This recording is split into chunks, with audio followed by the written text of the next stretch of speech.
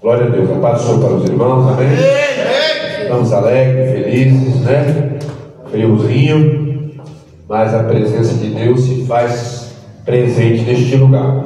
Amém, Jesus. Quero ler com os irmãos aqui o livro de o Evangelho segundo escreveu São Lucas, glória a Deus, capítulo 18, versículo 35. Uma palavra bastante conhecida, mas a palavra de Deus ela é renovada a todos os dias. Ela não se renova, ela é renovada a todos os dias. 18 e o versículo 35 diz assim, o tema do texto: a cura do cego de Jericó. Lucas capítulo 18, versículo 35. Lucas é Novo Testamento, vem Mateus, Marcos, depois vem Lucas. Glória a Deus. Diz assim: e aconteceu que, aproximando-se ele de Jericó, estava um cego assentado à beira do caminho, pedindo uma esmola. E ouvindo o tropel, a multidão que passava, e perguntou o que era aquilo, e anunciaram que Jesus passava, o Nazareno. Então ele clamou: Jesus, filho de Davi, tem compaixão. E outra tradução diz: misericórdia de mim. E os que iam na frente repreendiam para que se calasse. Ele, porém, cada vez mais alto gritava: filho de Davi, tenha misericórdia de mim. Então Jesus parou e mandou trazê-lo. E tendo ele chegando, lhe perguntou: o que queres que eu te faça? Respondeu ele: Senhor, que eu torne a ver. Então disse Jesus: vê, a tua fé te salvou. Amém? Amém. Glória a Deus. Palavra maravilhosa. Mas antes de entrarmos nela, a gente estava contando uma experiência aí. Eu já passei por muitas experiências dessas, né? Ela falou que recebeu 30 dias de banco porque passou um hino, né? Cantando. Eu já passei por mais do que isso. Tem uma certa feita, eu preguei numa igreja, tinha mais ou menos 150 pessoas. Eu era porteiro dessa igreja. Como eu disse para os irmãos, já fui porteiro, já fui dirigente de mocidade, já fui regente, já fui dirigente de criança, já fui dirigente de ar livre. O que os irmãos imaginar, já fui dirigente de ciclo de oração de mocidade, um monte de coisa. E nessa época eu fui porteiro, né? Estava aspirante ao diaconato e me colocaram na porta. Fiquei 3 ou 4 anos na porta. Chegava às 6h30, abria a igreja, ia nos banheiros, descia papel higiênico, limpava os bancos, passava pano no chão se precisasse, não ficava esperando na faxineira da igreja. Antigamente era assim: você ser consagrado obreiro, você tinha que pagar o preço. E eu trabalhava, só que eu tinha vontade de pregar, só que não tinha oportunidade, só tinha oportunidade para louvar, mas eu queria pregar. E o pastor na época, o pastor abençoado, o pastor Silas Palermo, ele tem um irmão dele que chama Mário Palermo, que está lá na Argentina, é missionário, um senhor de idade, 89 anos, meu pastor. E ele pregou 2 anos, irmão, imagina, o pastor pregando 2 anos, dá oportunidade para ninguém, só com louvor, pregar era com ele, 2 anos.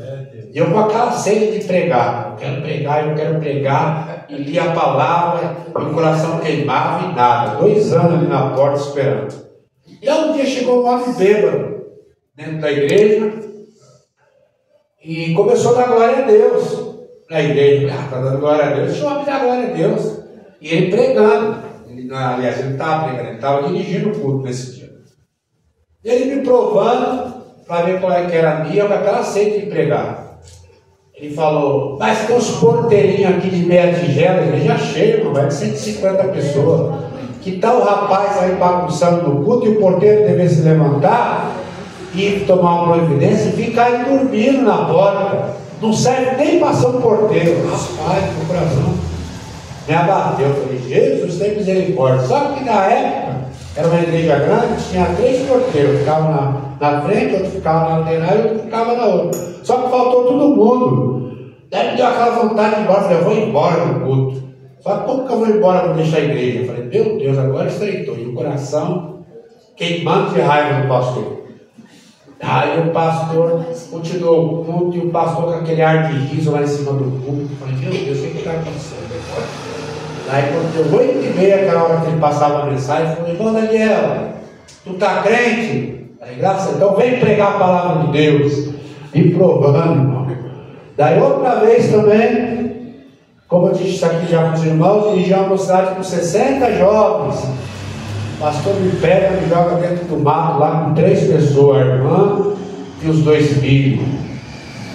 Outra vez também, eu estava dirigindo uma igreja, a igreja cheia, e os irmãos queriam comprar um terreno. Daí o irmão chegou para mim e falou, irmão, eu queria dar R$3.500 de oferta para a igreja. Só que eu queria que o irmão comprasse ou desse uma entrada no terreno para eu sair do aluguel. Esse é meu propósito. Eu falei, irmão, faz o seguinte então, se esse dinheiro for para a sede, não volta. O irmão faz o envelope de dízimo, nós vai dar uma entrada no terreno e manda o envelope para lá, como foi dado, e depois eu apresento para o pastor. Daí a coitada da tesoureira na inocência foi querer contar para o pastor. Foi lá contar, ô pastor, está sabendo?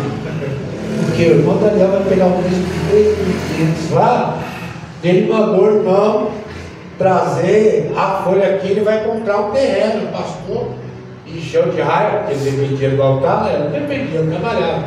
Eu era pastor setorial, ele era pastor regional, então eu não dependia do altar, eu dependia. Então, se o dinheiro fosse para o terreno, ia desfalcar ele. Ele falou, o quê? Você não está querendo ser pastor regional já? Esquenta a cabeça não.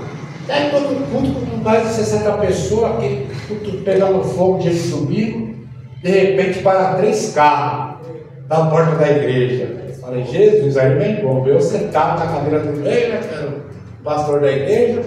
Daí eles olharam assim, já minha comitiva, uns 5, 6. Daí, como era de costume, né, quando chegava assim as pessoas mandadas pela sede do pastor, eu falei, chegou o nosso irmão, o presbítero Reginaldo, representando nosso pastor regional, desde já o trabalho já passo para ele, a direção do trabalho. Só que eu já sabia que tinha alguma coisa. Ele falou, irmão, sabe que pastor é como estrela, hoje está aqui, amanhã está lá, o nosso pastor Daniel aqui é uma bênção, os irmãos já começaram a chorar. Já sabia, quando eles começavam com esse rodeio de mudança, a pessoa já sabia que era mudança. E a partir de hoje, o pastor Fábio assume essa igreja, e o pastor Daniel vai lá para o Rio Preto. Aí eu olhei assim para os irmãos, falei, aí tem, é um negócio dos irmãos. Ó, o pastor pediu para você ir lá para a sede lá, que ele quer conversar contigo. Quando eu cheguei lá, já tinha 7 esperando. Aí ele chegou e falou, a partir de hoje você está no Rio Preto. Eu falei, ô pastor, tudo isso por causa do dízimo que eu ia dar. Aí começou a falar em mistério lá, ai de você tocar no meu servo. Eu falei, não, pastor, ai de mim de tocar no egito do Senhor. Eu estou conversando com o Senhor porque eu não sou falso. Vocês usaram por má fé, me arrancaram da igreja. Então isso, irmão, eu estou contando para os irmãos por quê? Porque os irmãos aqui, a maioria é novo convertido. A pastora aqui é uma benção, mas ninguém sabe o dia de amanhã. Então os irmãos já ficam preparados porque acontece isso e muito mais. Eles me pegaram, me jogaram lá, quando chega na igreja, 7 pessoas. Me tiraram da igreja com 60 e me jogaram de via na igreja com 7 pessoas, mas para a glória de Deus. Quando foi um mês, eu já levei um grupo de novos convertidos para cantar na sede. E o nome do Senhor foi glorificado. Então a gente passa por muitos e muitas coisas, irmão, porque tem muita gente que se levanta. Mas tudo é para a glória de Deus e para a nossa experiência. Falta 5 minutos para as 9, vou ser bem rápido nessa ministração. Irmãos, vemos aqui a respeito do cego de Jericó, né? O cego que ele estava à beira do caminho, né? E Deus não chama ninguém, Ele não chama ninguém para estar à beira do caminho. Ele chama para estar no caminho. E Jesus disse: olha, eu sou o caminho, eu sou a verdade, eu sou a vida. Ninguém vem ao Pai a não ser por mim. E aquele cego estava à beira do caminho, mendigando, pedindo uma esmola, né? Todos que passavam ali, alguém levava ele, e ele ficava ali mendigando, pedindo uma esmola. Ele não via, mas ele ouvia. E a Bíblia diz que a fé, ela vem pelo ouvir. Ouvir o quê? A palavra de Deus. Ele não via, mas ele ouvia. E de repente ele começa a ouvir que Jesus, o Nazareno, estava passando por lá. Daí eu acredito que ele não via, mas ele estava ouvindo que Jesus estava curando o paralítico, que Jesus estava curando o mudo, que Jesus estava curando o surdo, que Jesus estava levantando, curando febre, enfim, Jesus estava salvando. Ele começou a ouvir. Daí, como a fé vem pelo ouvir, ouviu que é a palavra de Deus, ouviu a palavra de Jesus, ele falou: opa, eu vou começar a clamar, né? Os irmãos estão aqui buscando. Por quê? Porque os irmãos estão ouvindo a palavra de Deus. Os irmãos estão dando fé. Então tenha certeza de uma coisa: tu vai ser abençoado, né? Se não for hoje, vai ser amanhã. Se não for amanhã, vai ter um tempo determinado para todas as coisas. Mas a melhor bênção que você já recebeu, e eu já recebi, é a salvação da nossa alma. É o nosso nome que está escrito no livro da vida, né? Ninguém aqui é santo. Todos aqui estamos prontificando a buscar Deus, a buscar Jesus todos os dias, pedindo perdão pelos nossos pecados, para que Ele nos leve com Ele às mansões celestiais, né? A Bíblia diz assim, que no momento que nós estivéssemos prontos, nós não ficaríamos mais aqui, né? Seremos levados diretamente para a glória. Então todos estamos aqui clamando o filho de Davi. E ele começou a clamar: Jesus, filho de Davi, tem misericórdia de mim. Daí, irmão, quando você clamar, quando você começar a buscar, sempre terá uma oposição para querer te parar. Sempre terá uma palavra contra para querer que você desista, né? Se não for na igreja, é dentro da tua casa. Se não for dentro da tua casa, é dentro do teu trabalho. Enfim, o inimigo usa, a pessoa até brecha, ele vai usar. Sabe por quê? Porque a nossa luta não é contra a carne nem contra o sangue, é contra a potestade.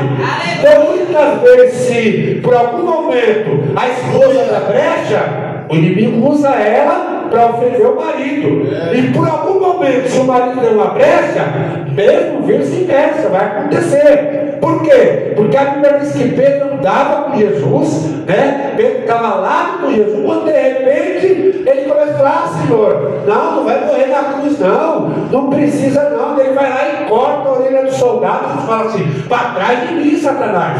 Porque não era Pedro, ele deu brecha e o adversário entrou. Então a oposição vai ser usada pelo adversário para querer te parar, para querer me parar, para querer nos brecar de fazer a vontade de Deus.